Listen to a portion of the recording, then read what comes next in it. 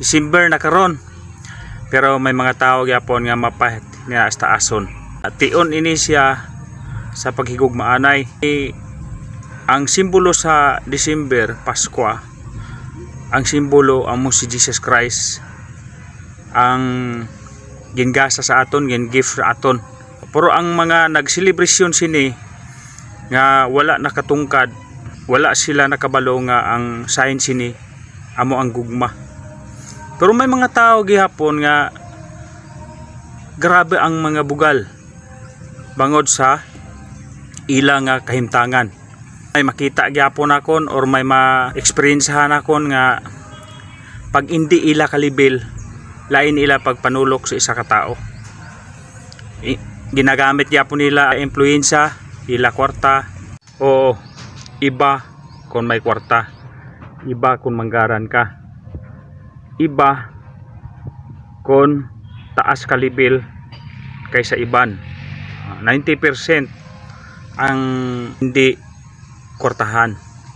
Pero hindi inabasihan ang aton kwarta sa paghigugma mo sa katao. Kaya nga man, ang kwarta hindi mo ina masugo, hindi man ina imo.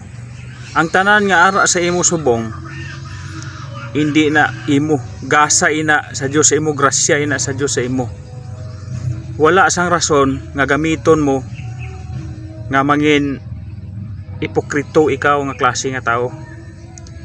Wala na gasayin ina sa gugma. May ara gani iban nga pag December or pag New Year manghakos gina siya, tanan-tanan nga makita niya, mag-greet gina siya, manghakos gina sila. Pero naman pagkatapos ng December, mabalik naman ang ila nga pagka-ipokrito. Hindi ina sa sign nga tudtuon nga gugma or nag-celebrate ikaw sa sini nga December, simbolo sang gift sang Dios sa imo nga ginpadala si Kristo diri sa kalibutan. Ginhatag niya si Kristo, gingasa niya si Kristo, ginhatag niya nga regalo sa aton. Sayon nga kita magbag-o, kita maghigugmaanay, kagsayon nga kita magakalipay. Sino bala ang hindi magakalipay kung may regalo? Pero ang regalo sa Dios sa aton, bilog ginaton nga kabuhi. Ang simbolo sina nga iya kita gipakamatyan tungod sa aton mga sala. Amo inang simbolo sa gugma.